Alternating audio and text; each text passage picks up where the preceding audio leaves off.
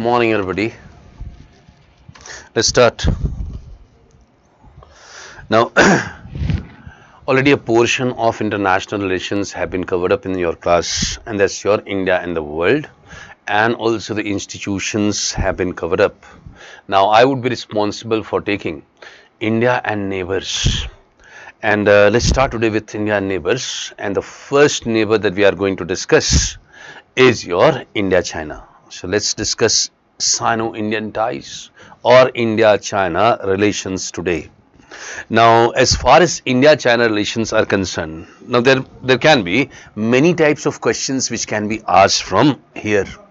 Now, one type of question which can be asked from here is that they can ask you about the territorial disputes between India and China, because the main irritant between the two sides is nothing but the territorial disputes between India and China.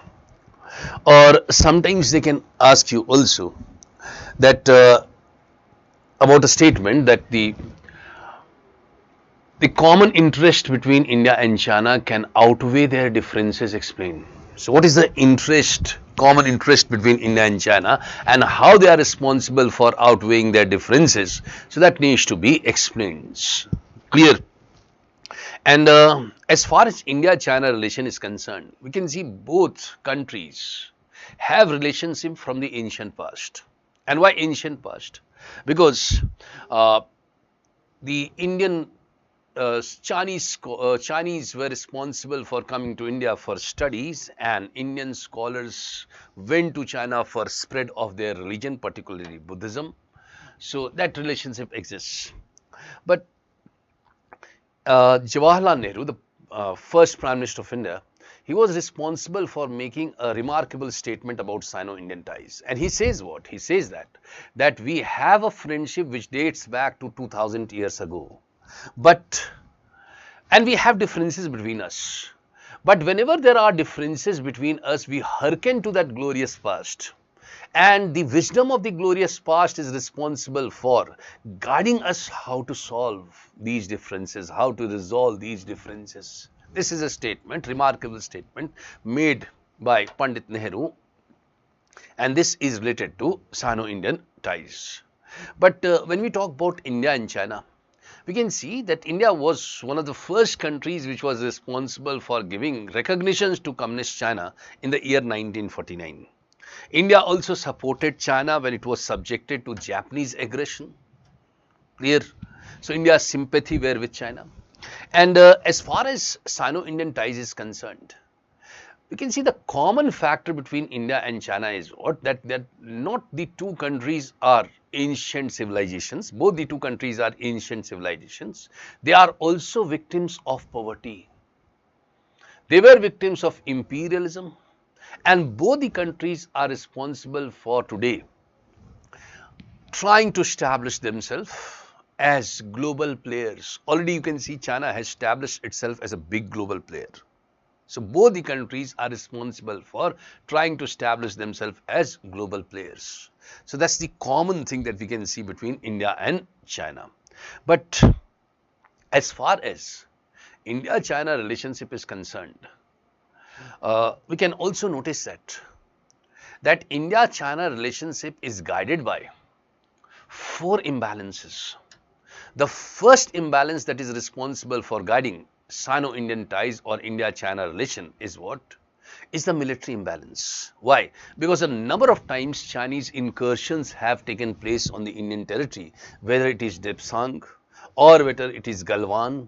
So a number of times that has happened. The second imbalance which can be seen between India and China is due to China's relationship with other countries which is responsible for annoying India. For example, China's support to Pakistan is responsible for disturbing the power equation in the Indian subcontinent. Third imbalance is due to China's views on some issues like Tibet and Kashmir. Clear? Because China does not regard Jammu and Kashmir as a part of India, integral part of India. And the fourth imbalance is trade imbalance, because the trade gap is always in favor of China. So you can see that there are 4 imbalances in Sino-Indian ties. Also, as far as China is concerned, there are three main challenges to China. In the Western Pacific region, it is the US which is the main challenge to China. In the Indian Ocean, it is India which is the main challenge to China. And as far as Russia is concerned, we can see Russia is a big challenge to China in the Central Asian republics. So that's how we would be introducing the Sino-Indian ties. Clear? So let's introduce the Sino-Indian ties and let's introduce the Sino-Indian ties in this manner. Fine. So this, write down just the introductory part of this, and then we discuss that what type of model China follows and what are the internal problems of China. After which we discuss the disputes between India and China one by one, all the disputes, the territorial disputes, stapled visa, etc. So let's discuss all these disputes one by one, and some policies of China also, which is called as string of pearls theory, etc. Fine. Write down India-China relationship. Both the countries are ancient civilizations. Both the countries are ancient civilizations. Both the countries are ancient civilizations. Both were victims of poverty. Both were victims of poverty. And also victims of imperialism. And also victims of imperialism. Both were victims of poverty and also victims of imperialism. And also victims of imperialism. Both are trying to establish themselves as. Both are trying to establish themselves as. Global players on the international platform. Both are trying to establish themselves as global players on the international platform. Trying to establish themselves as global players on the international platform. Fine. And we can see that earlier in the ancient times, Chinese used to come to India for the purpose of studies. Chinese scholars came to India for the purpose of studies. And a number of religious scholars from India went to China to spread Buddhism. During the ancient times, a number of Chinese scholars came to India.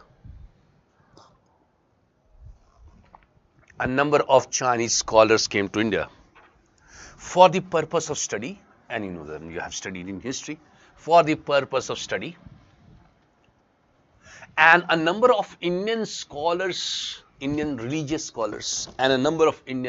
scholars, went to China to spread Buddhism. And a number of Indian religious scholars went to China to spread Buddhism. Fine.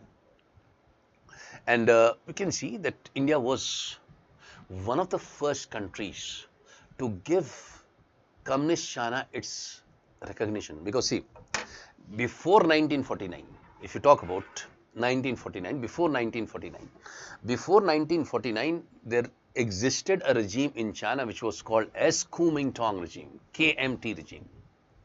And this Kuomintang regime was removed and the communist regime of China was established in 1949.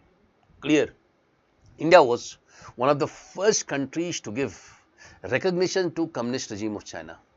And this became a thorny issue between India and US also, because US was not in favor of giving recognition to communist China at that time. And why? Because the regime which existed previously in China was called as KMT regime, and this was very favorable to US, had friendly ties with US. The members of the KMT regime spread to an island, and this island was called as Formosa. which is presently Taiwan. And that's why you can see better ties between US and Taiwan. Better ties between US and Taiwan exists. Why? Because the KMT regime had friendly ties with US. Friendly ties with US. So this is one thing that you have to notice, that India was one of the first countries to give communist regime of China recognition in 1949. Right on, India was one of the first countries to give. India was one of the first countries to give. One of the first countries to give recognition to communist China. Recognition to communist China in 1949. Recognition to communist China in 1949. 1949. Clear? And that's why we can see the ancient linkage that we have with China is reflected in the words of Pandit Nehru. So Pandit Nehru was responsible for giving a statement about Sino-Indian ties, where we have a friendship that dates back to 2000 years. And whenever there are differences, we hearken to that glorious past. And the wisdom of that glorious past is responsible for helping us, guiding us to resolve these differences. Right on. According to Pandit Nehru, according to Pandit Nehru, according to Pandit Nehru, the two sides have friendship. The two sides have friendship. According to Pandit Nehru, the two sides have friendship that dates back to 2000 years ago. That dates back to 2000 years ago. 2000 years ago. We have differences. We have differences between us. We have differences between us. Differences between us. For which we hearken to that glorious past. Hearken means to go back. We hearken to that glorious past. Glorious past. We hearken to that glorious past. And the wisdom of the past is responsible for guiding us. And the wisdom of the past is responsible for guiding us. Wisdom of the past is responsible for guiding us to resolve our differences. And the wisdom of the past is responsible for guiding us to resolve our differences. To resolve our differences. Wisdom of the past is responsible for guiding us to resolve our differences. Differences. Clear? Fine. So first of all, this you have to know about India-China relation. That what kind of introduction can be written for this purpose. And then you can see that as far as India-China relationship is concerned, India-China relationship is guided by four kind of imbalances. And just now we have discussed, first is military imbalance. The second imbalance is due to China's support to countries like Pakistan.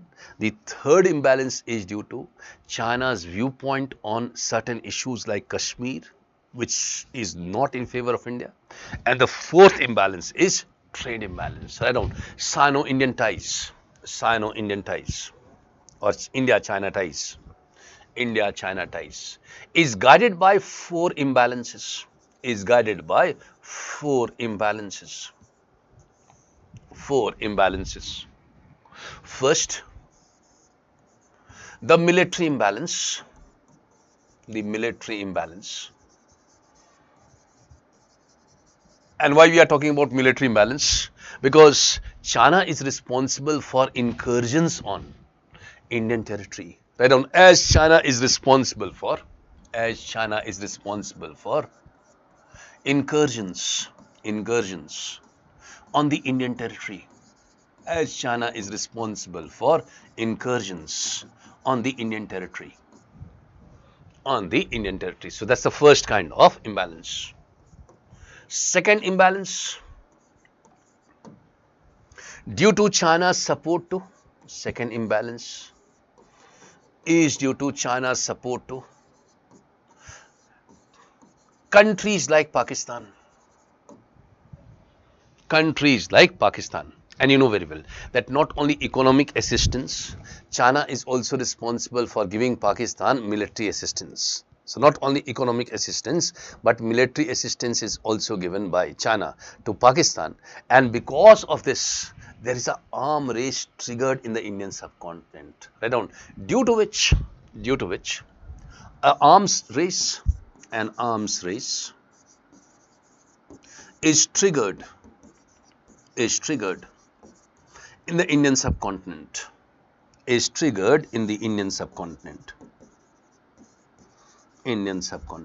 This is the second imbalance that we can talk about. Clear? Second imbalance. The third imbalance is what? The third imbalance is due to Chinese stand on issues like Kashmir, which is not negative for India. Right down. The third imbalance is due to Chinese stand on issues like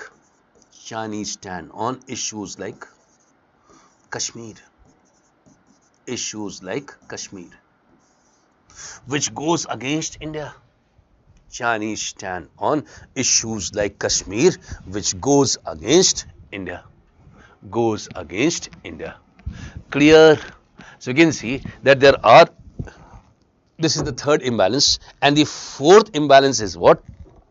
The fourth imbalance is the trade imbalance, and that is due to the trade gap between India and China. Write down the fourth imbalance, although we can criticize this because China is having a favorable trade.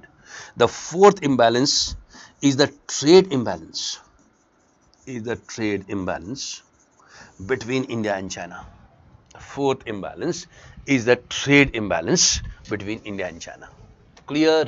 So you can see that not only writing facts is essential in international relation, but also what should be written in international relation is the logical things. So we can explain Sino-Indian ties is affected by four kind of imbalance, and these are the four imbalances that we can talk about. Clear? Fine. Now, as far as Sino-Indian ties is concerned, we can see China today faces three main challengers. In the Western Pacific, it is the US which is responsible for challenging China. In the Central Asian republics, it is the Russia which is responsible for challenging China. And the Indian Ocean, it is India which is responsible for challenging China. So China is facing three challengers: US, Russia and India. Right on. China today is facing three challengers.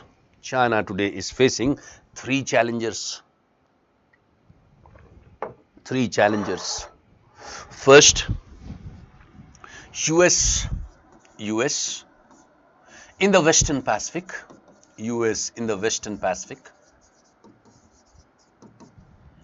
India in the Indian Ocean.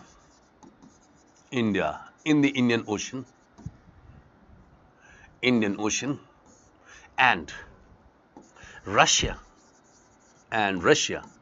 in the Central Asian republics.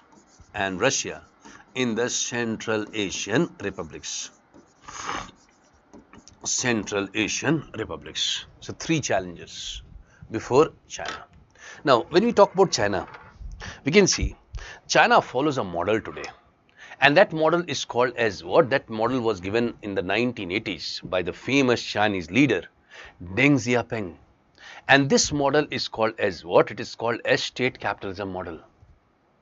China is a totalitarian state. So how come state capitalism model can be given? Now, under this model, investment can be made freely in China. You can make the investment freely in China, no problem about that. But it should be under the strict control of the state. So that kind of model is called as what? It is called as state capitalism model, which was given by Deng Xiaoping. Clear? Deng Xiaoping. So that's called as state capitalism model. The second thing about this is what? That when we talk about resurgence of China, because if you look at 1990s, China was not a very dominant player in the world, but today China is a dominant player in the world. And why China is a dominant player in the world? Because the resurgence of China today is due to a number of factors. And one factor which is responsible for resurgence of China was, see, if you look at it at a sequence, first factor was what? Disintegration of USSR. So 1991 disintegration of USSR takes place, and 1990 is also the period when the West starts to reel under economic crisis. So this period, and there is a vacuum present in the international market. This vacuum is utilized by whom? This vacuum is utilized by China. So the vacuum which is present in international market is utilized by China. So one factor which we can talk about resurgence of China as a big player in the world is what? It is the economic crisis faced by the West. It is also the disintegration of Soviet Union, which was utilized by China. And also we can see that the domestic saving rate of China is very high, 50%. It's the highest in the world. Although the domestic saving rate of China, see, we are coming to Biswajit, we are coming to these questions that why now big companies, it's not quite, it's quit from China and move to India. We'll discuss that region, that why, because see, I'll just wait for a few seconds, let me explain this, and then I come to your question that why they are quitting this area and moving towards India. Now, the other reason is what? The other reason is that the domestic saving rate of China is maximum in the world. It's 50%, although the second country which has the high domestic saving rate is India. It's roughly about 30%. There are flexible environmental law. Land acquisition in China is very easy. Cheap labor is also present. But in the coastal areas of China, we can see this leverage that China has now been reduced. So the wages in the coastal area of China is gradually enhancing. So all these reasons are there for emergence of China as a big player in the world. Clear? Emergence of China as a big player in the world. So China is a totalitarian state, but presently it follows what? It presently follows the state capitalism model. And we'll come to your question just now. Clear? And in the limelight of that, we would be responsible for discussing what is called as supply chain resilience initiative. So let's discuss that in the limelight of that. Fine. Now, write down. China is a totalitarian state. China is a totalitarian state. Totalitarian state.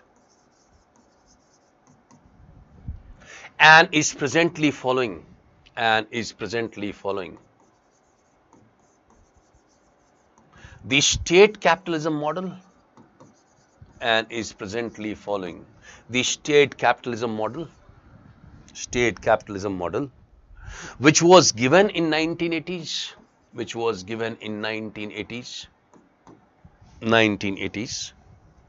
by the Chinese leader,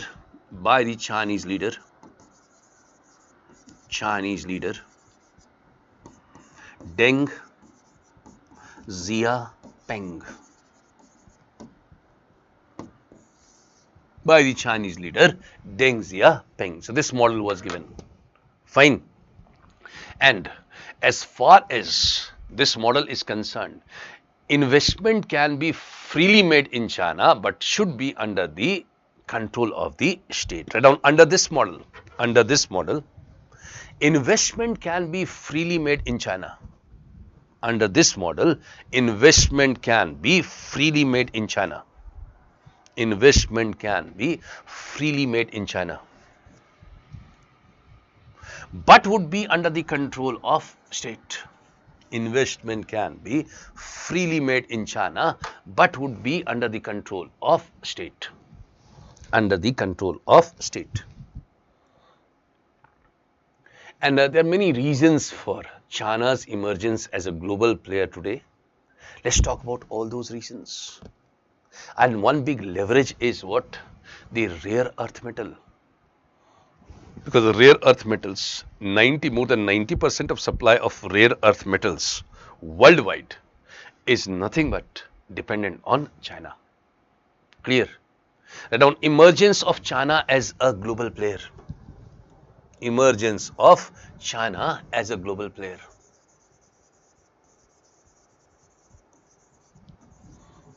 China as a global player.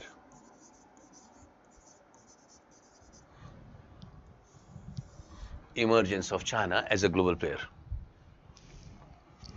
The many reasons for emergence of China as a global player. There are many reasons for emergence of China as a global player. Emergence of China as a global player, which includes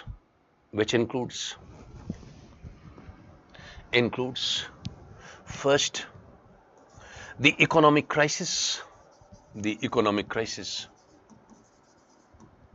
faced by the West, the economic crisis faced by the West,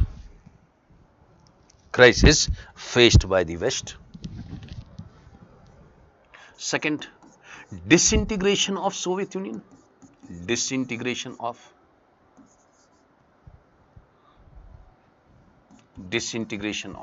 Soviet Union. And why we are saying that economic crisis faced by the West and disintegration? Because there was a vacuum left in the international market. And this vacuum was utilized by whom? This vacuum was utilized by China. So there was a vacuum left in international market which was utilized by China. Now, third thing is what?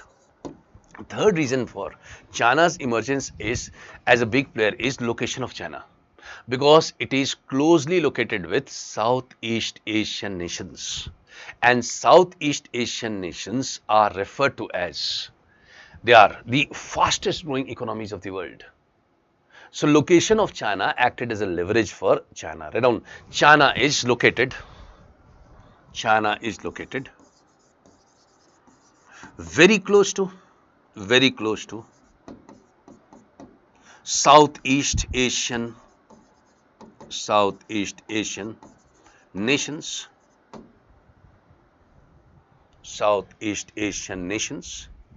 some of which are fastest growing economies of the world.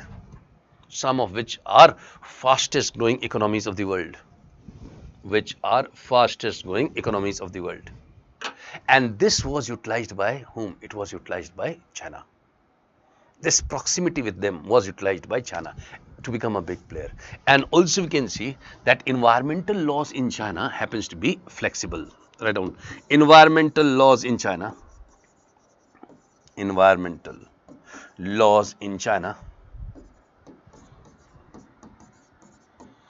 are flexible. Environmental laws in China are flexible. And not only environmental laws in China are flexible. Sometimes it is said that environment, conservation, EIA, environment impact assessment. Now these things would be responsible for what? It can prove to be anti-development in nature. But we cannot say that. We cannot make a statement like this, that EIA, environment impact assessment, conservation initiatives can prove to be anti-development in nature. Why? Because the main essence of development is sustainable development. And this development can be done only through conservation initiative. This development can done only with the help of EIA, environment impact assessment. So it cannot be said that conservation or EIA can be considered as anti-development in nature. However, in China, environmental laws are more flexible, so development can take place rapidly, but it cannot be considered as a true form of development because sustainability is also required.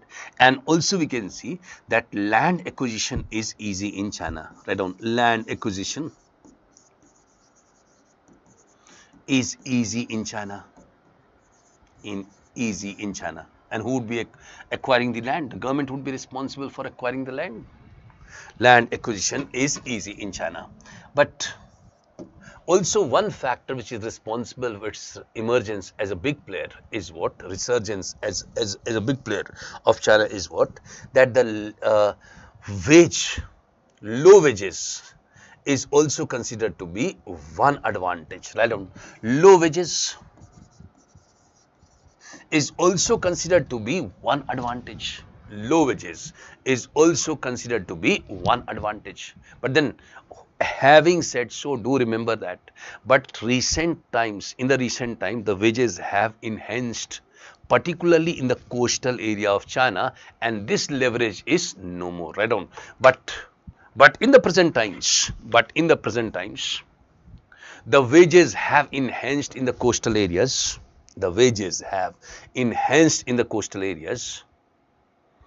Enhanced in the coastal areas,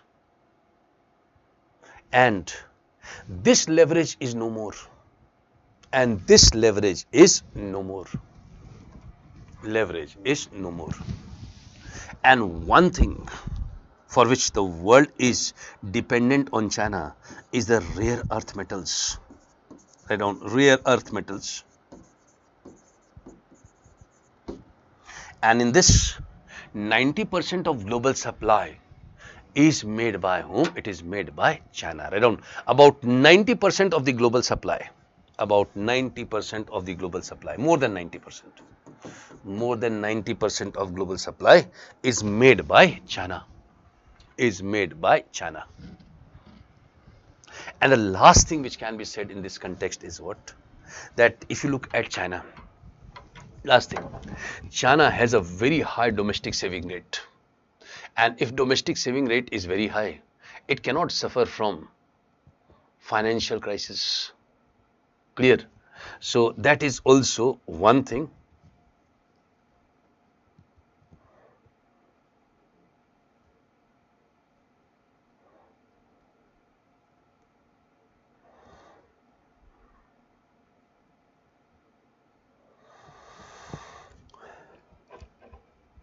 See, Sukanta, I'll give both the answers together. Let me complete this and I'll give both the answers. Fine, just wait for a few minutes only, my dear ones. Now, rare earth metals, more than 90% of supply is made by China.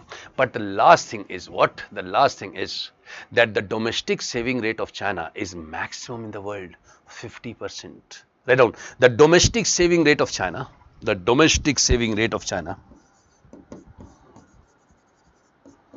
saving rate of China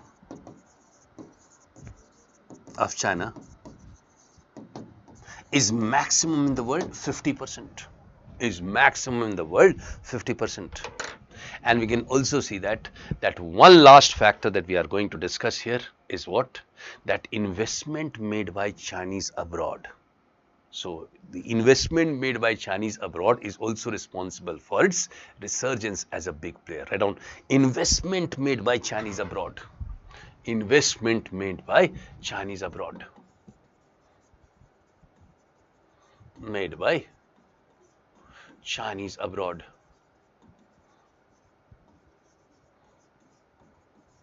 Investment made by Chinese abroad. So this is also. So all these factors are there. But see, first question that you have asked, why now big companies quit from China and move to India? Now, there are many reasons behind it. Now, the main reason is what? The main reason is the global supply chain. We can see that during the COVID pandemic, the global supply chain was disrupted. And global supply chain is what? Supply chain is the collection of resources, making of commodities, making of products, and the distribution of products would be constituting the supply chain. So the entire global supply chain was dominated by China. The global supply chain was dominated by China. And these countries like US, Japan realized that this is dominated by China. So if this is dominated by China, if the global supply chain is dominated by China, the dependency of the world on China is more. And what happened was that some of the countries, they stopped to produce spare parts even. Why? Because it can be brought, it can be purchased at a very low rate from China. So why should we be responsible for purchasing, producing spare parts? So it made what? It made the world dependent on China. World dependent on China. And China can stop the exports anytime and blackmail that nation. So that gave a leverage to China to blackmail any country of the world. Clear? So this was realized by the West, particularly US, and also the East, headed by Japan. And these countries realized that the entire global supply chain is dependent on China. This gives a leverage to China.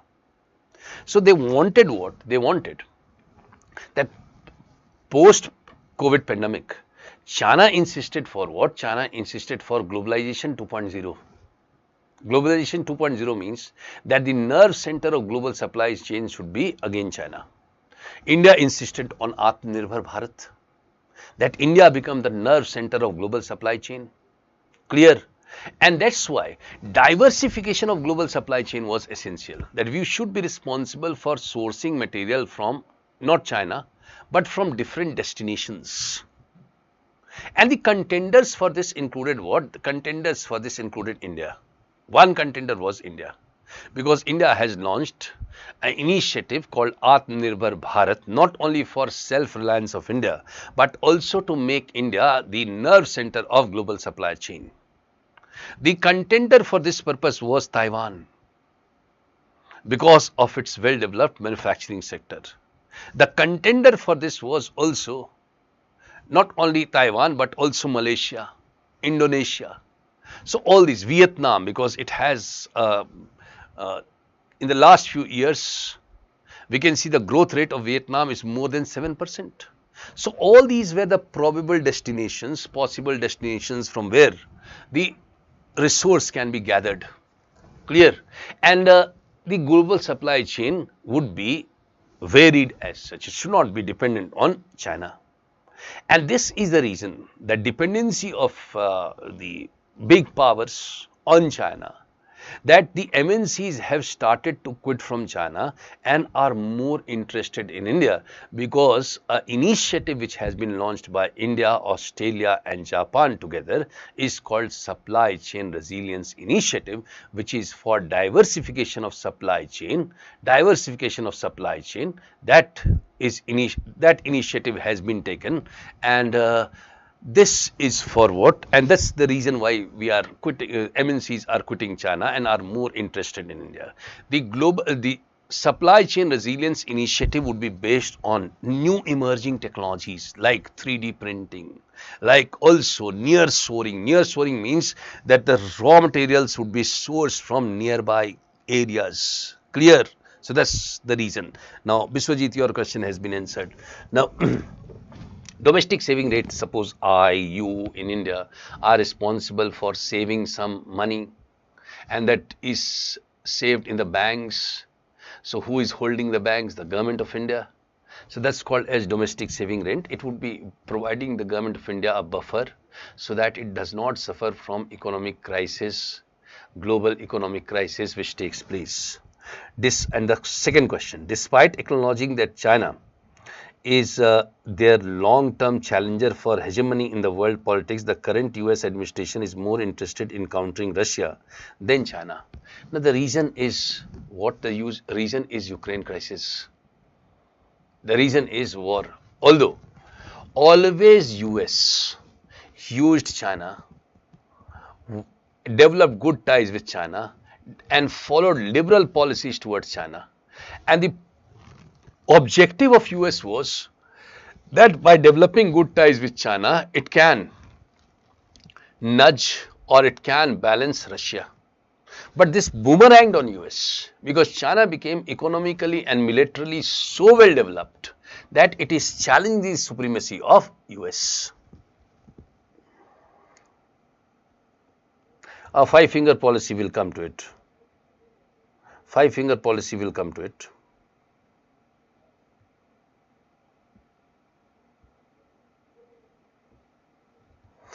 Dear sir, can you move aside a little bit while speaking? Not able to see your writing in board. Okay, I'll do.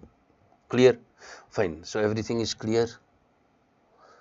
Fine. These queries are clear. Five-finger policy I'll just discuss in the topic India-China relation. There is five-finger policy and also growing assertiveness of China. And do remember also one fact, Sukanta, while explaining your queries, that not only US has followed liberal policies with respect to China in order to balance Russia and that boomerang on US, but US is following the same liberal policy towards India, and the purpose is to counterbalance China. So first it followed liberal policies with respect to China to counterbalance Russia. Now it is following the liberal policies towards India to counterbalance China. And there is a dissatisfaction among the US, among the people of US, that this India also would be responsible for emergence as a big player in the world and can challenge the supremacy of US.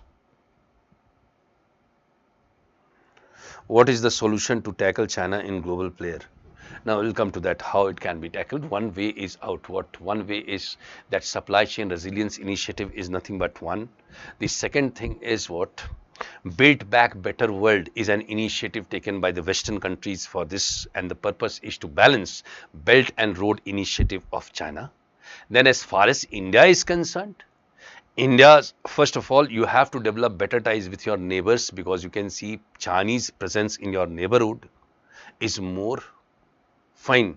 In Maldives, in Sri Lanka, in Bangladesh, Chinese presence is more, and you should be revisiting all those agreements with your neighbors and signing it on equal terms, because these agreements appear to be bit tilted towards India. So let's sign these agreements. As far as Chinese challenge is concerned, we should be responsible also for answering the string of pearls theory, and that can be answered by another theory of India, which is called as necklace of diamond. But let me explain all these, then only you can say that how China can be tackled. Clear? China can be tackled. Now that's called, all these things would be included. Now let's discuss what are the internal problems of China. See, as far as internal problems of China is concerned, like India, they also have internal problem.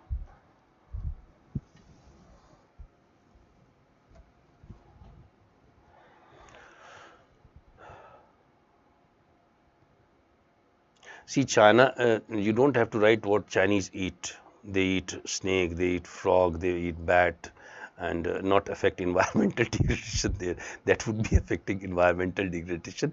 But low prices of Chinese product is due to the low wages, is due to the cheap labor. Clear? Mainly it is due to the cheap labor which is readily available in China.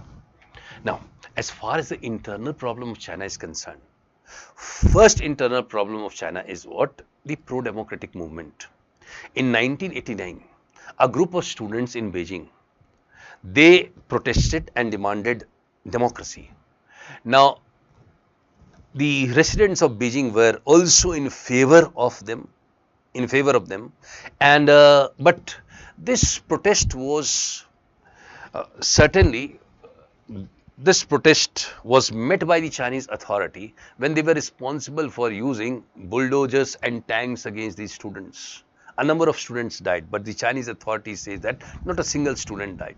But this incident is called as what? June 4th incident, or very famously called as Tiananmen Square massacre.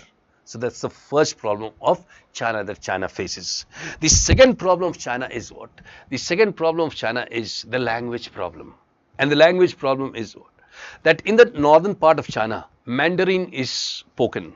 But in the southern part of China, Cantonese is spoken. So we can see the Cantonese people always have complained that Mandarin is imposed on them. So that's a language problem in China.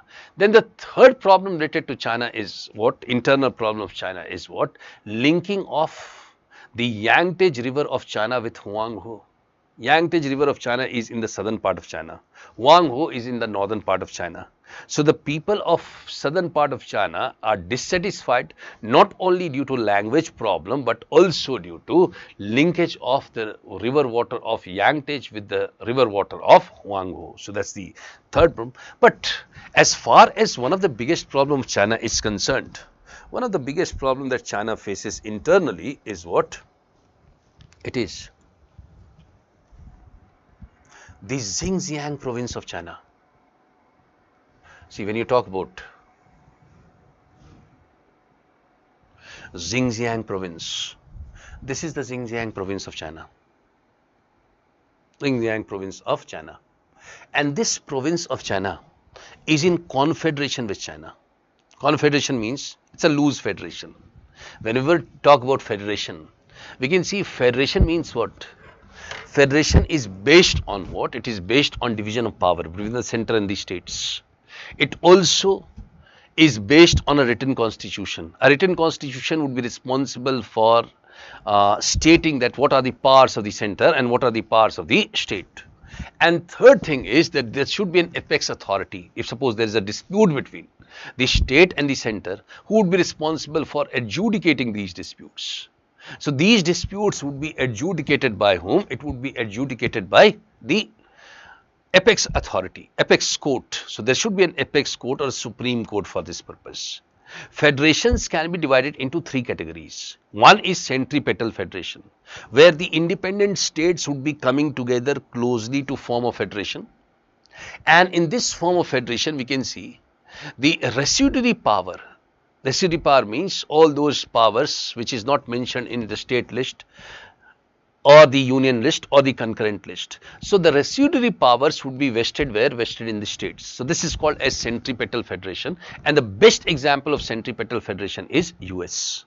But suppose a unitary system like British India was a unitary system. In your neighborhood, Sri Lanka is a unitary system. So if a unitary system like Sri Lanka or British India, it converts into federation, and the provinces which were responsible for administration of this unitary system, they convert into states with the residuary power vested in the center, then this kind of federation would be called as what? This kind of federation would be called as this kind of federation would be referred to as what? It would be referred to as centrifugal federation.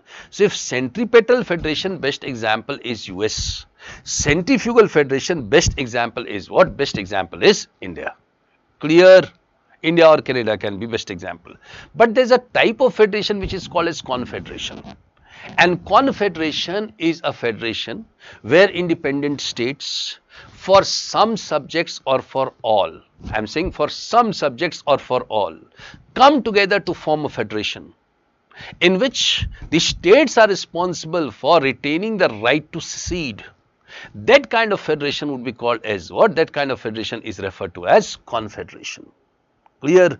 That kind of federation would be called as loose federation or confederation. For example, suppose USSR was a confederation. So the states retained the right to secede. And the reason behind the collapse of USSR was that it was confederation. The reason behind the collapse of USSR was that the entities had the right to secede, and the policies which were followed by the leader of Russia, Mikhail Gorbachev, that is Glasnost and Perestroika. Now these were not successful as such. So that was the reason for its disintegration. And similarly, Xinjiang province is in a confederation with China since 1948-49. This province. And this province is very important, significant. Why? Because it shares boundary with Central Asian republics. Clear? And this province is demanding separation from China. And why separation from China it is demanding?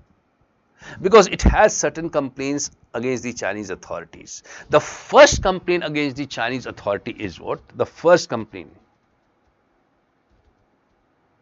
Wolf warrior diplomacy, I'll explain. Don't worry about that. Lastly, I'll explain wolf warrior diplomacy, all these terms. That would be covered up. Listen to this story first of all. So the Xinjiang province of China is in a confederation with China. And we can see that Xinjiang province of China is demanding what? Demanding separation from China. And why separation from China? Because they say that they have certain complaints against the Chinese authorities. The first complaint is what? That their language is not being taught in the local schools. Second complaint is what? That they are not freely allowed to practice their religion. Freely allowed to practice their religion. So they demand separation from China, and for this purpose they have formed what is called as East Turkestan Islamic Movement. The people of Xinjiang province are Uyghurs. Uyghurs, you can say in other words.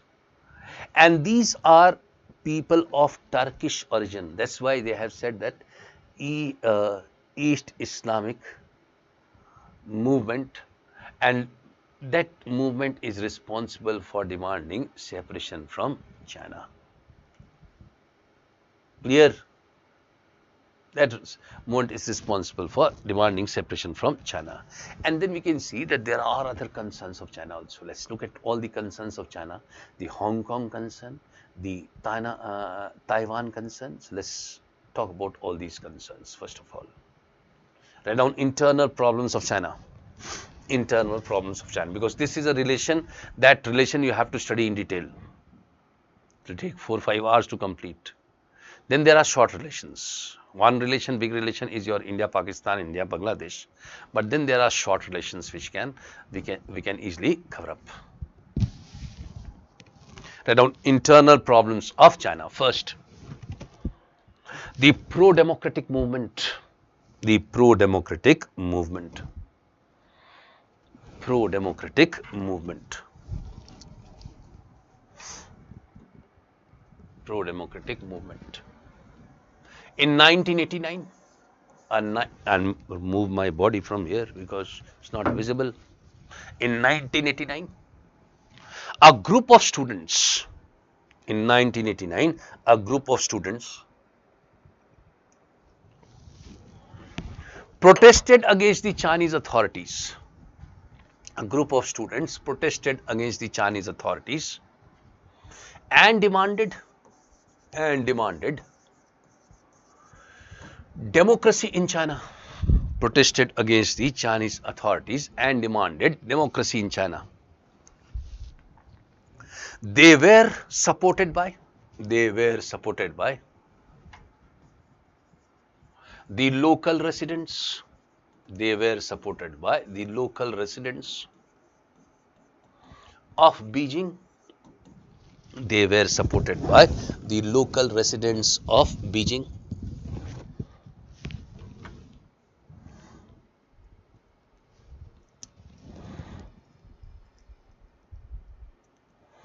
What you are asking me, sir? Xinjiang province close to Kashmir or Ladakh, and why China takes Siachen province?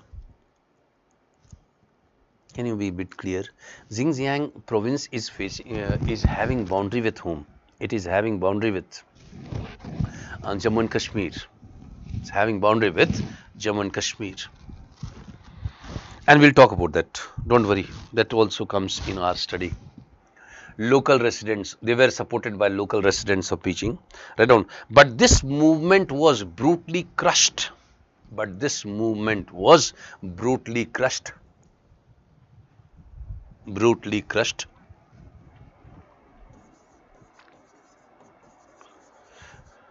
by the Chinese authorities. By the Chinese authorities. By using tanks. By using tanks. And this famous incident is referred to as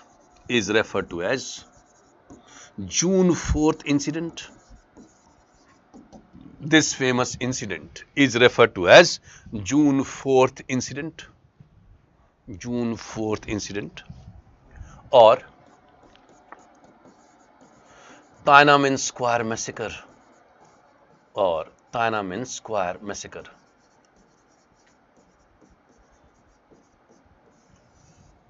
Or Tiananmen Square massacre. June 4th incident or Tiananmen Square massacre. Clear? Tiananmen Square massacre. So this incident is called as June 4th incident or Tiananmen Square massacre. Fine. So that's first problem. Write down second problem. And the second problem is dissatisfaction among the people of South China. Why? Because of two reasons. One is imposition of Mandarin over Cantonese, and second is that the water of the river Yangtze is being diverted to Huanghe in the north. Write down. Dissatisfaction, second, dissatisfaction among, dissatisfaction among the people of South China, the people of southern China,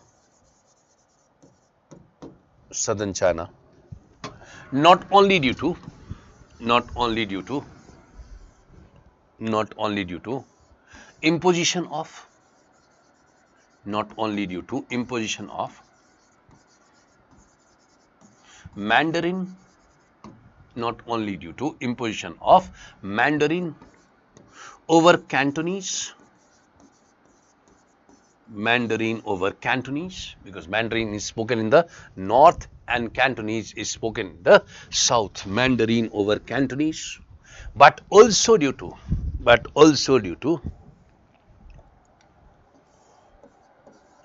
diversion of water, diversion of water from Yangtze, Yangtze is in the south, from Yangtze in the south to Huanghe in the north, from Yangtze in the south to Huanghe in the north, Huanghe in the north. Clear? So that's the reason.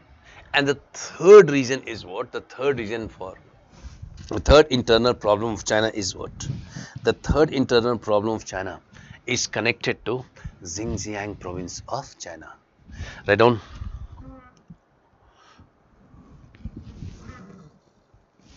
Xinjiang province of China. Xinjiang province of China. Province of China. Xinjiang province of China. This province of China, this province of China is in a confederation with China, is in a confederation with China since 1948-49. This province of China is in a confederation with China since 1948-49. 1948-49. 48-49. Clear? And today is responsible for demanding independence from China. Write down. And today is responsible for demanding. And today is responsible for demanding independence from China. And today is responsible for demanding independence from China. Independence from China. And we can see that the people of this region are Uyghurs and they are of Turkish origin. Right? And the people of this region, the people of this region are Uyghurs, and are of Turkish origin, and are of Turkish origin. And what are their complaints? Their complaint is what? Their complaint is that their language is not being taught in the schools.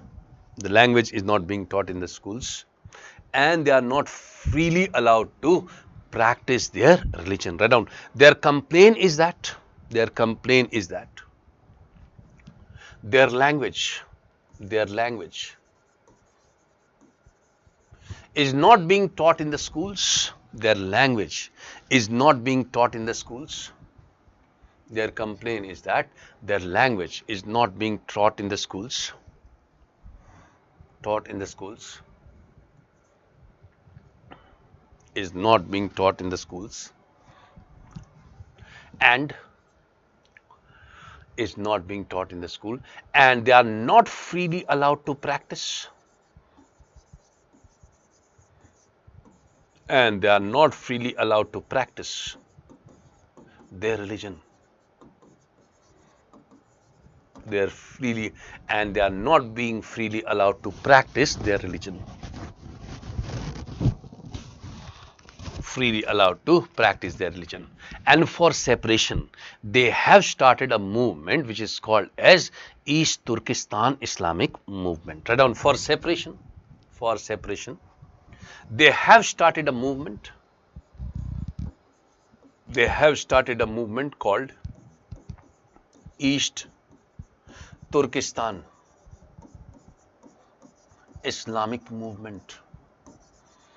East Turkestan Islamic Movement. They have started a movement called East Turkestan Islamic Movement. Is that clear? Fine.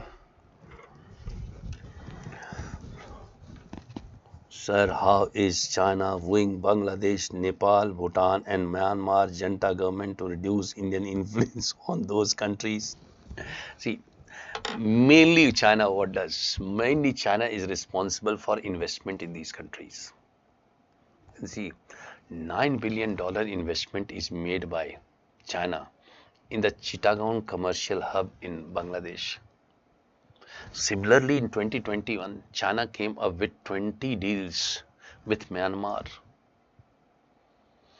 Nepal also, and as far as Bhutan is concerned, Bhutan you cannot say, because Bhutan is the only country which is not a part of Belt and Road Initiative of China, only neighbor of India which is not a part of Belt. Otherwise, all neighbors are part of Belt and Road Initiative of China. And the main thing is how? The main thing is the investment, because the investment can come from China easily. First, they would be responsible for investing. You can see Pakistan, they invested what? They invested in the CPEC, the China-Pakistan Economic Corridor. So mainly it is the investment, and certainly India cannot match the investment made by Chinese. So that's why when China tried to make investment, and China is a bigger player in Africa also when compared to India, because the African nations, they are new market, and China has invested in these countries. India cannot match the investment made by China. So India has aligned with two nations. One is Japan and second is Africa for development of infrastructure projects in these countries. So with the help of these countries, Japan and also UAE, India would be investing in Africa to meet the Chinese challenge. So that's how we can answer the Chinese challenge. Clear? Now, see, this is called as East Turkestan Islamic Movement, and this is how separation of Xinjiang province is demanded. Fine, very good. Now let's move from here.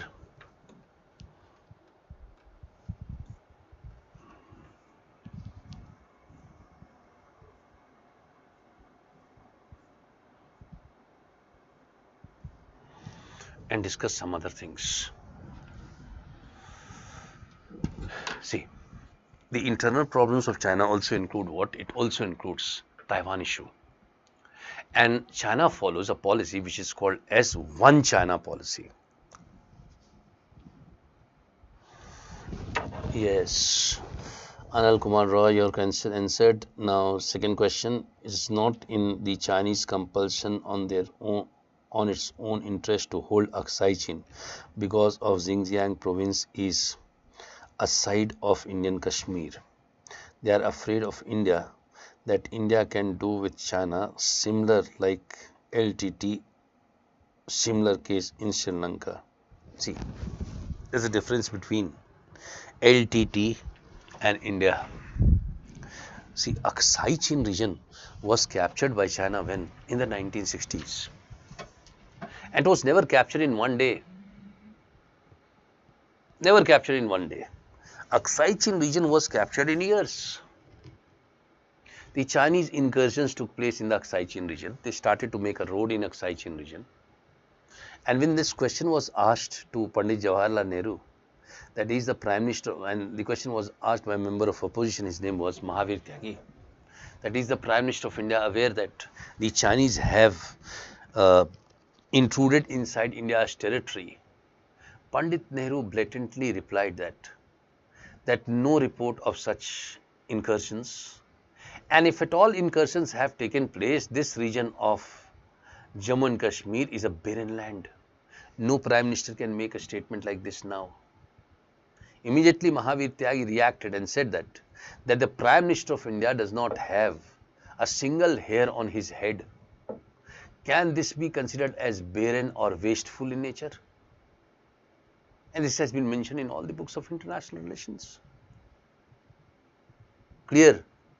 So let's see that, and we are coming to it, because don't get excited about Galwan. We'll come to Galwan also. We'll come to Doklam even.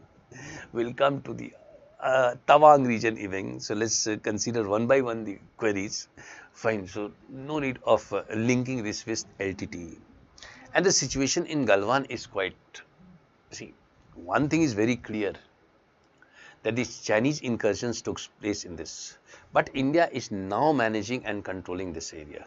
So that's, you have told China trade has challenged by Russia in Central Asia.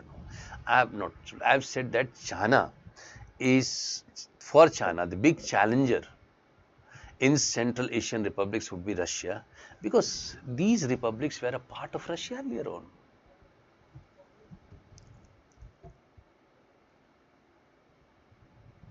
See, is there any example? Russia today wants to end its economic dependency on China.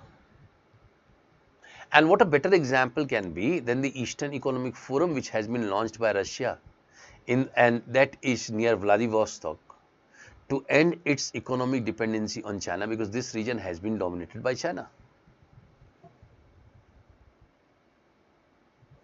Sir, Pakistan, Biswajit, Pakistan claimed that Indian torture Kashmiri Muslims and that they stop trade relation with India. See, don't believe in Pakistan.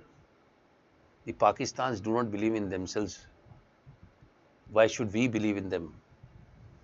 But even Chinese torture, Uglion Muslim Pakistan claimed that their best friend China. See, Pakistan is not a nation according to me.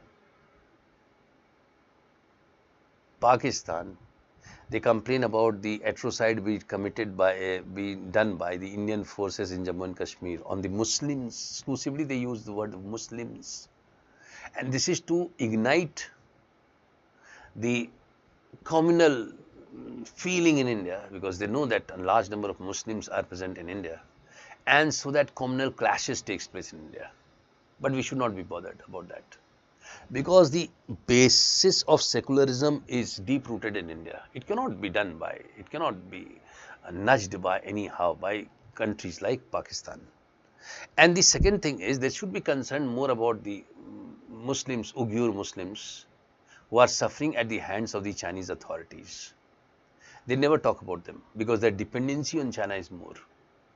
And this is a contradiction about Pakistan. Clear? This is a contradiction about Pakistan.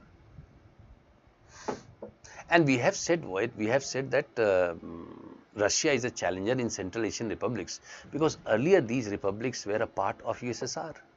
So they have linkages with them. So that's the reason why they can pose a challenge to them. And I have told you, an example is Eastern Economic Forum. Let's move forward. See, in the year 1949, when the communist regime of China was established, the regime which was previously present in China, which was called as KMT regime, Kuomintang regime, the leaders of that regime was removed, ousted from China, and they took refuge in an island which is called as Formosa, which is presently Taiwan.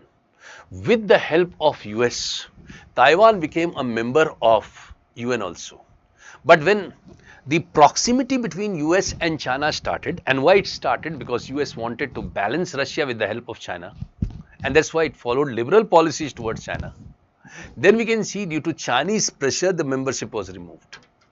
So Taiwan is presently not a member of UN, and China says that if Taiwan declares it becomes a member of UN, it declares independence and becomes a member of UN, China would be responsible for occupying it. Clear, it's a part of China. So mainland policy of China is what? Mainland policy of China is that China is one, that there is only one China, no Chinese Taipei. Taipei is another name given for Taiwan. And if a country wants to maintain diplomatic ties with China, then it has to sever its diplomatic ties with Taiwan. So that's called as one China policy or mainland China policy. Clear? So that's another example, and you can see that this is nothing but this area.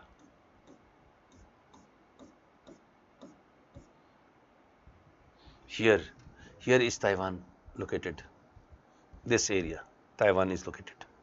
Clear? Right on. In 1949, when communist regime of China was established, in 1949, when communist regime in China was established, communist regime in China was established, the leaders of Kuomintang regime, the leaders of Kuomintang, that is KMT, the leaders of Kuomintang regime fled to an island called Formosa, fled to an island called Formosa, fled to an island called Formosa, which is presently Taiwan, which is presently Taiwan, presently Taiwan, with the help of US, with the help of US, China, with the help of US, Taiwan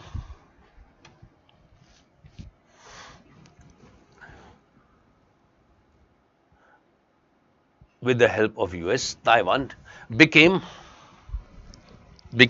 a member of US. Taiwan became a member of US. But this membership was rejected due to Chinese pressure under the ping pong diplomacy. The proximity between US and China was seen. China became a member of UN, but the membership was removed. But the membership was removed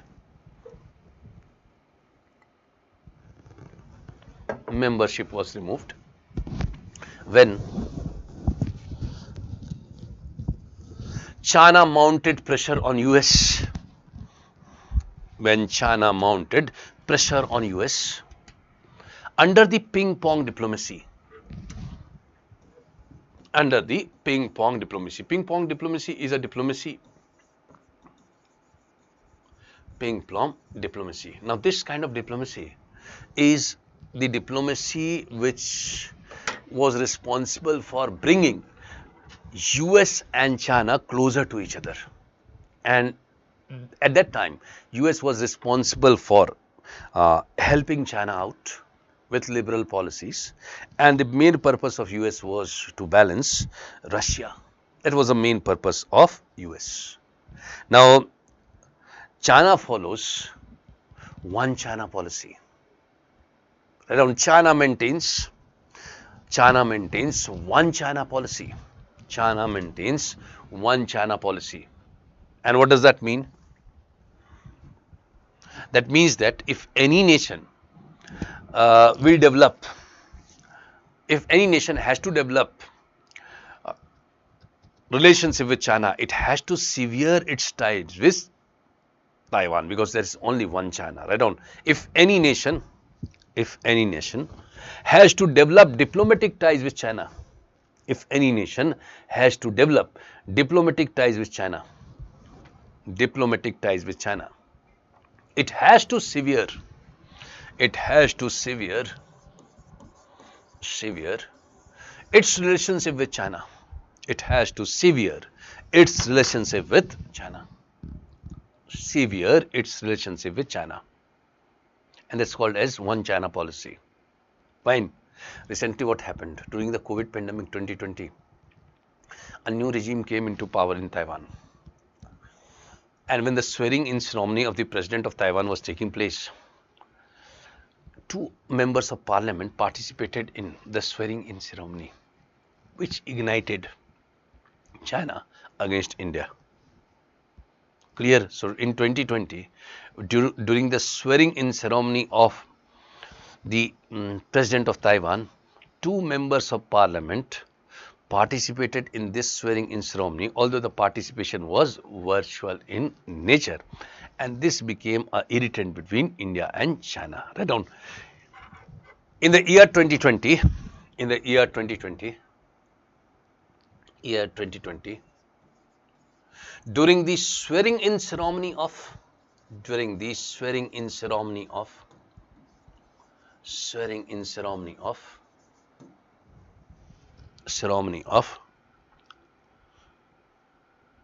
Taiwan's president, swearing-in ceremony of President of Taiwan,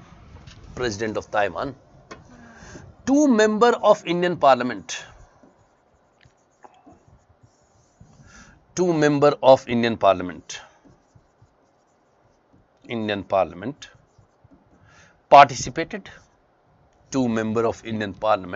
participated, which became an irritant between India and China.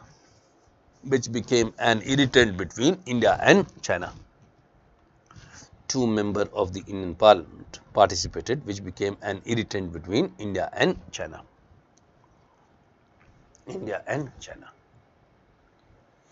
Clear? Fine. India and China. This you have to remember. But just remember that this participation was a virtual participation. But this participation was a virtual participation.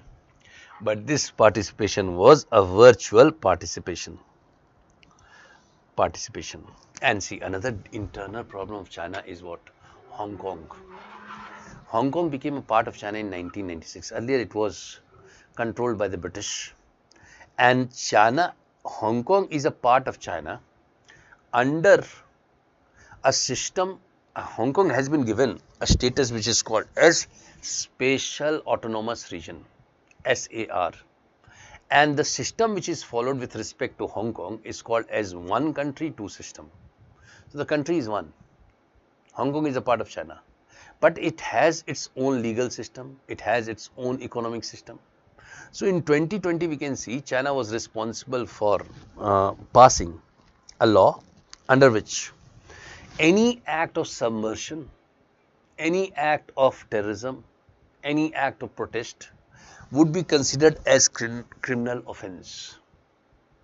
Clear? Would be considered as criminal offence. Now this was opposed by the people of Hong Kong.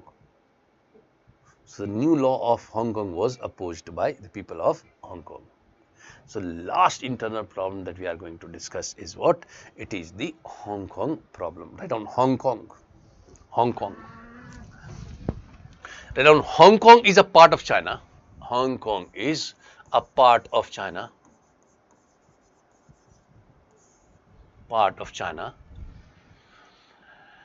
And has a special autonomous region status.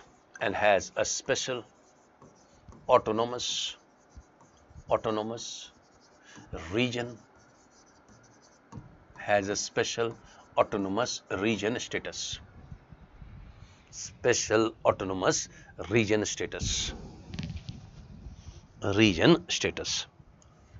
Clear? And we can see the system which is followed with respect to Hong Kong is one country and two system. Write down.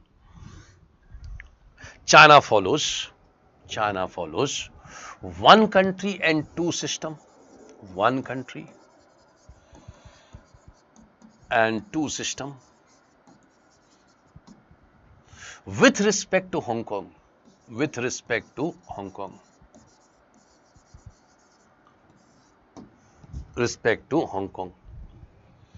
So the country is one.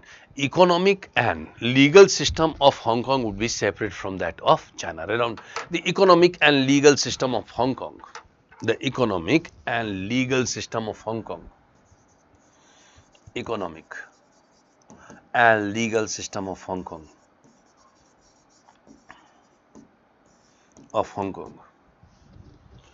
is separate from China. Economic and legal system of Hong Kong is separate from China. Legal system of Hong Kong is separate from China.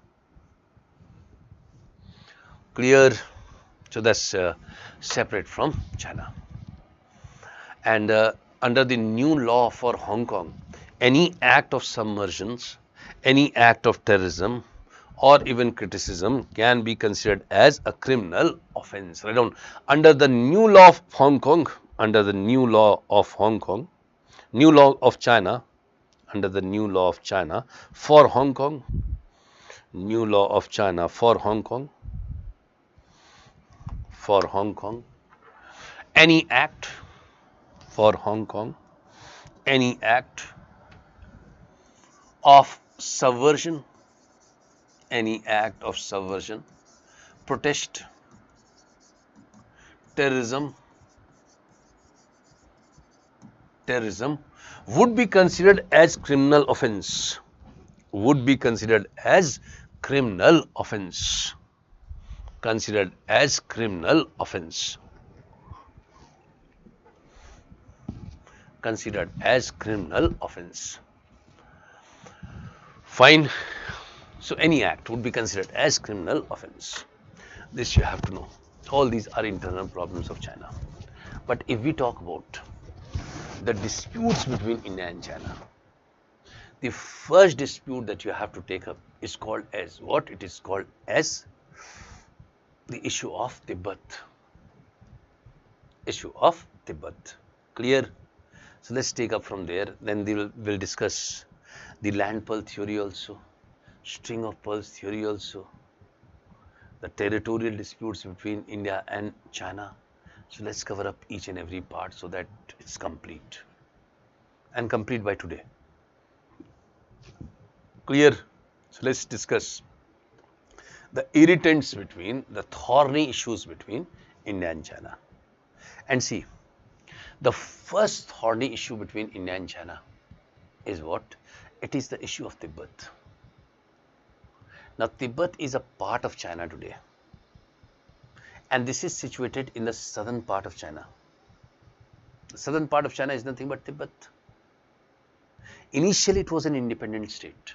If you look at the history, we can see till 1720 Tibet was an independent state. It was never a part of China. In 1720 China took advantage of Tibet-Mongol conflict and established its supremacy over Tibet. Otherwise it was an independent state. So China took the advantage of Tibet-Mongol conflict and established its supremacy over Tibet. Clear? Supremacy over Tibet. Otherwise Tibet was always, so this part of China is nothing but Tibet. This entire part of China is, southern part of China is nothing but Tibet. And just remember that in 1720 the control over Tibet was established, but in 1904 the external sovereignty means, see, there are two types of sovereignty. One is called as internal sovereignty and second is called as external sovereignty. So external sovereignty means that the state would be free to determine its policy towards other nations. It should not come under any kind of external pressure. So while dealing with other nations, it should be free. So we can see that in the year 1904, the external sovereignty of Tibet was surrendered to the British Empire, British India. And in 1913-14, under the Simla Conference, Chinese suzerainty over Tibet. Suzerainty means that the power to control external affairs and foreign policy. So Chinese suzerainty over Tibet was established, but it was established on a condition that, and this agreement was entered between the Chinese government and the British government of India. So it was established on the condition that Tibet would be given a limited degree of autonomy, but that was never given. So in 1936 we can see that Tibet became an autonomous region under British protection.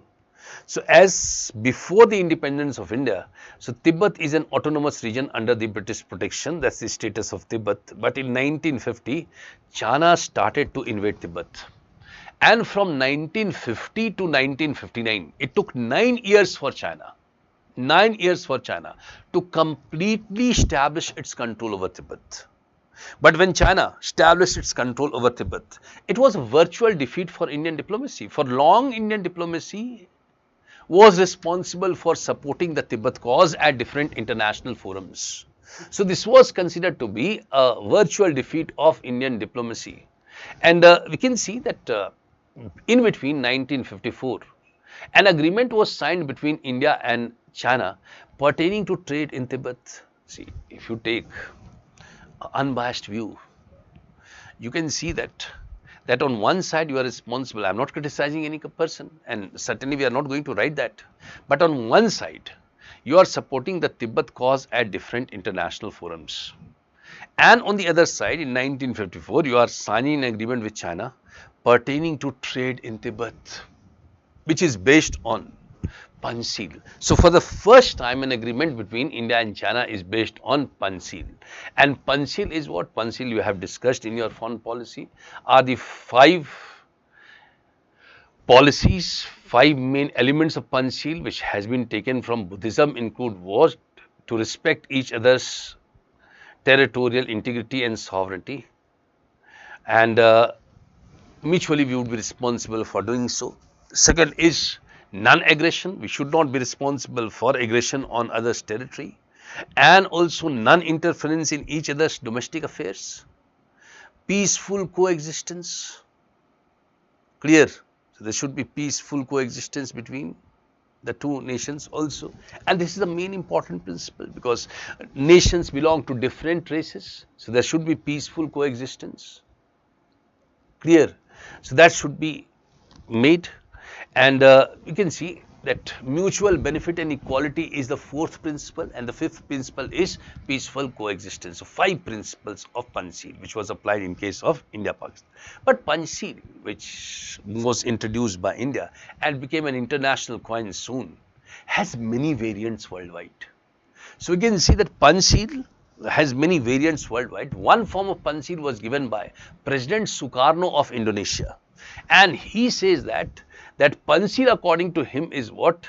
Faith in nationalism, faith in humanity, faith in independence, faith in social justice, and faith in God. So these are the five principles which has been given by President Sukarno. So Panchsheel was not only used in international politics, but later on we can see in 1994 a new variant of Panchsheel was given by the Prime Minister of India P.V. Narasimha Rao, and he gave the Panchsheel which includes what? Which includes back to villages. Back to villages is for the purpose of stopping the alienation of villages, for stopping the separation of villages. He also gave another principle which was called as model village.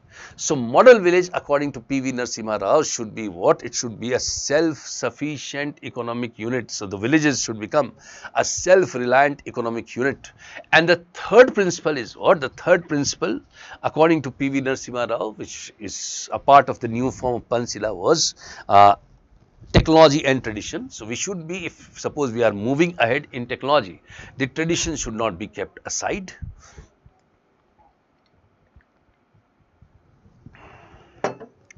And then he talks about what? He talks about the middle path. Middle path means that in India's development, each and every segment should benefit from India's development.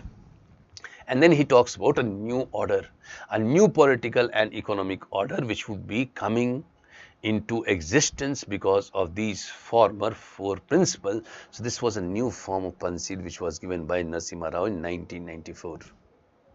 Clear? So in 1959, just remember that Tibet became part of China, and the Chinese stand on Tibet is very clear.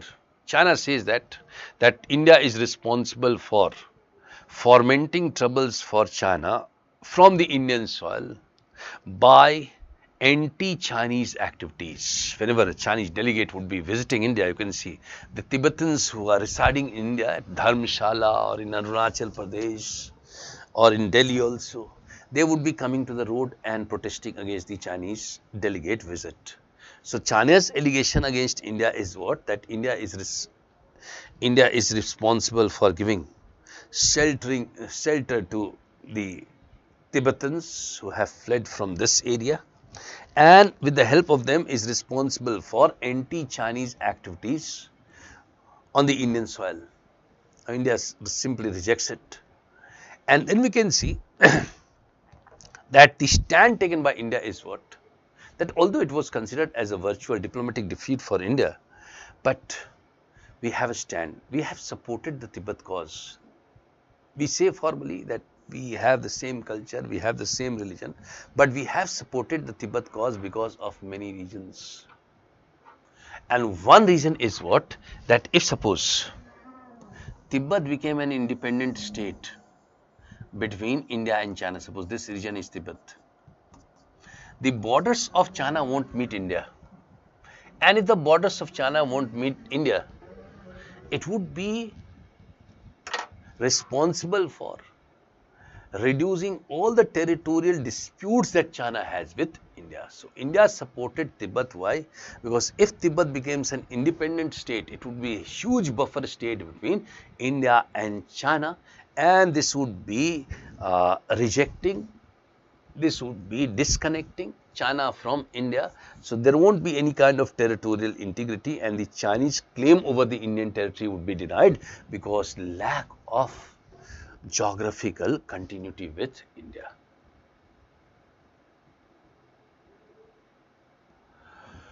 Question is, after Second World War, there are should not any colonies of any state from where the tribal colonized by China and POK colonized by Pakistani. Tibet colonized by China.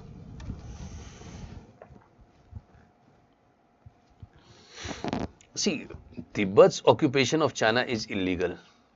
Similarly, Pakistan's occupation of Kashmir is illegal, because whenever we talk about Pakistan's occupation of Azad Kashmir, what they say, POK we say, Pakistan occupied Kashmir we say, is illegal because the legal document is in our favor.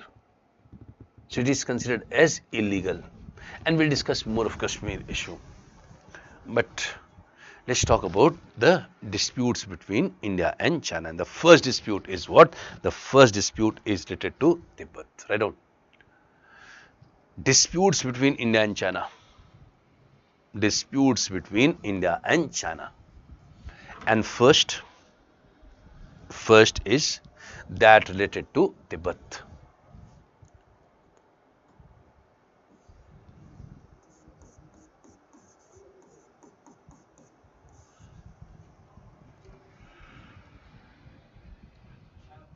So Tibet was an independent state. Tibet was an independent state. Independent state till 1720. Till 1720. When taking advantage of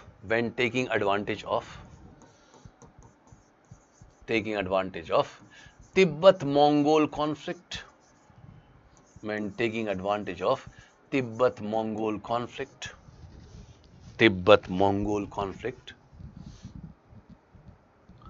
the Chinese regime established control over Tibet. The Chinese regime established control over Tibet. Chinese regime established control over Tibet. In 1904,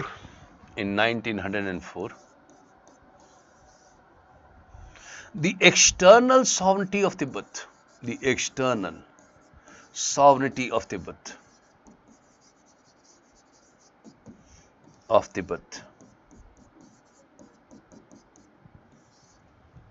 was surrendered. The external sovereignty of Tibet was surrendered to the British Empire,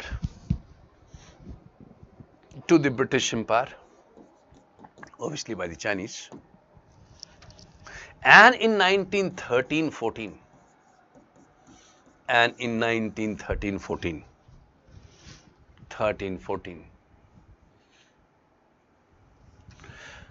Chinese suzerainty means the power to deal with foreign affairs and international relations. Chinese suzerainty over Tibet was established.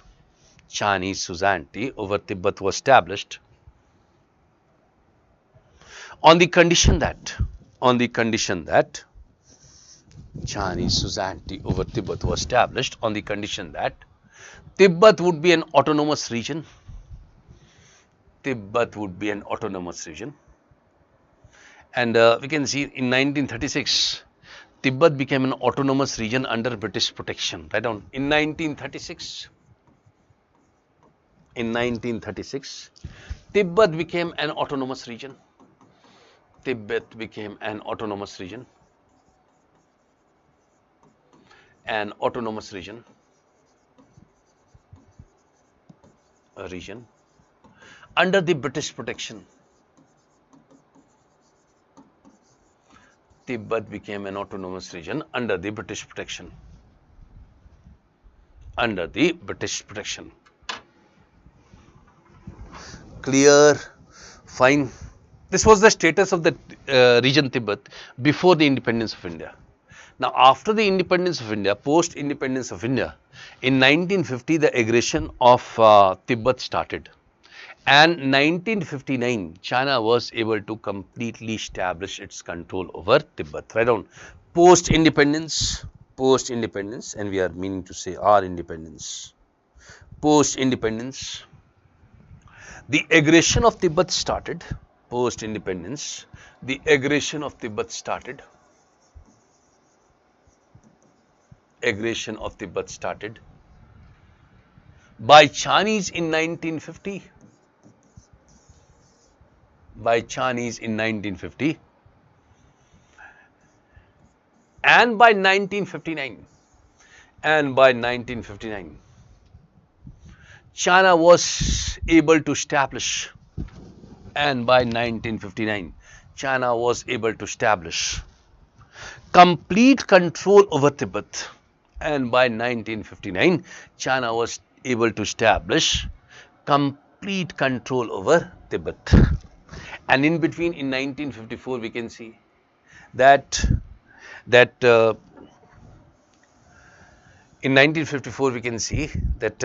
agreement between India and China was signed pertaining to trade related to Tibet, in Tibet, right down, in 1954, not 49, in 1954, an agreement between India and China was signed. In 1954, an agreement between India and China was signed. Agreement between India and China was signed related to trade in Tibet. Related to trade in Tibet. Trade in Tibet. Trade in Tibet. Clear? So this was signed related to trade in Tibet, 1954. And this agreement was based on what? This agreement was based on Panchsheel. Let down. This agreement was based on Panchsheel. This agreement was based on Panchsheel. Panchsheel. And we can see that the annexation of Tibet by Chinese occupation of Tibet was nothing but a diplomatic defeat for India. For long, India had supported the Tibet cause. Right down. The Chinese control over Tibet. The Chinese control over Tibet was a diplomatic defeat for India. The Chinese control over Tibet was a diplomatic defeat for India. Diplomatic defeat for India. The Chinese control over Tibet was a diplomatic defeat for India. And why diplomatic defeat for India? Because for long India had supported the Tibet cause. Right on. As for long India had supported the Tibet cause. As for long India had supported the Tibet cause. Tibet cause.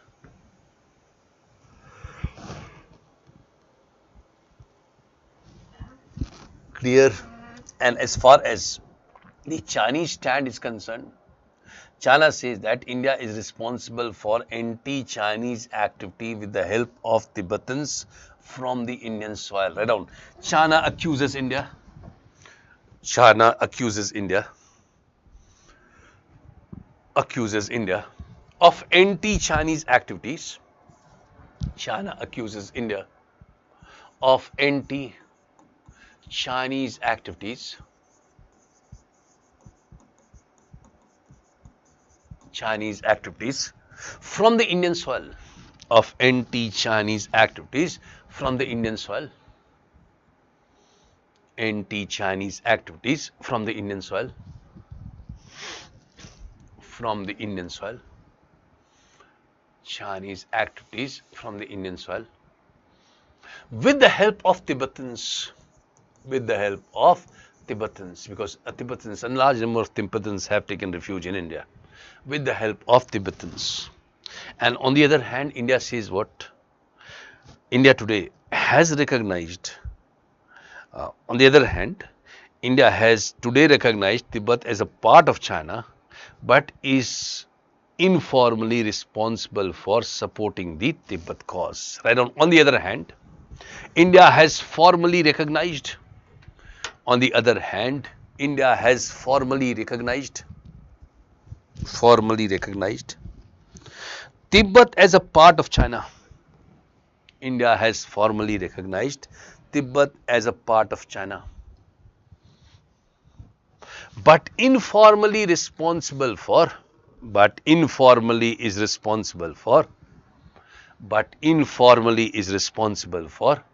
supporting the Tibet cause. But informally is responsible for supporting the Tibet cause. And see, for long India supported the Tibet cause, not because of cultural and religious similarity, but the main reason was what? That if Tibet becomes an independent state, then it would be a huge buffer state between India and China, and this would disallow Chinese geographical continuity with India, because the borders of China won't match. This would disallow geographical continuity with India, and the Chinese claim over the Indian territories would be rejected. Write down. For long India supported the Tibet cause. For long India supported the Tibet cause. Long India supported the Tibet cause. Not only due to cultural and religious similarity. Not only due to cultural and religious similarity. Cultural and religious similarity. But if Tibet becomes an independent state, if Tibet becomes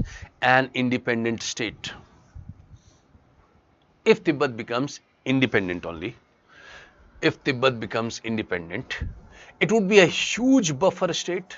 It would be a huge buffer state.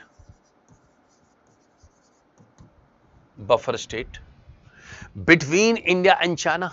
It would be a huge buffer state between India and China. India and China. And see, if this is a huge buffer state between India and China, now this would be responsible for what? This would be rejecting the geographical continuity, and due to this what will happen? The geographical continuity of the Chinese territory with India would be lacking. Write down. Because of which geographical continuity,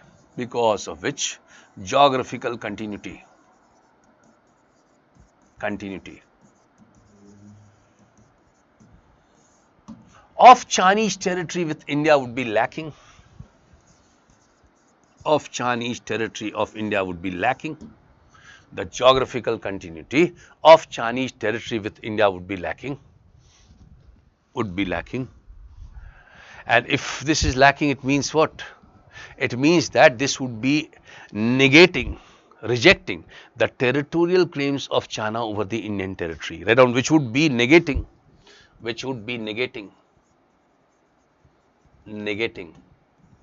territorial claims of China over the Indian territory, which would be negating the territorial claims of China, over the Indian territory. The territorial claims of China over the Indian territory. So what is a buffer state? buffer state is a state which exists between two states. For example, suppose Nepal is a buffer state between India and China. And you cannot say that buffer state is a state which exists between two states. That's a very plain definition of it. But buffer state is a state which exists between two states. It means also that this state is responsible for making the boundaries between the two discontinuous. So here the boundary of China is not meeting India. So this state is responsible for making the boundary of two nations discontinuous with each other, and it becomes discontinuous with each other's easing of tensions would take place. So that's the meaning of what is called as buffer state. So buffer state is a state which exists between two states, is responsible for making the boundaries between the two nations discontinuous, is responsible for making the boundaries between the two nations discontinuous, and it is responsible for also easing of tensions in this area.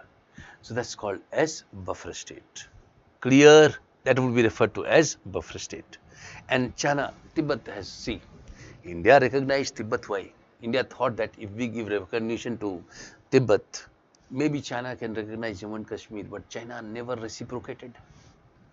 China was never responsible for reciprocating. So this has happened. So we take a break, lunch break, and then we continue for 2 more hours to cover up India-China relations.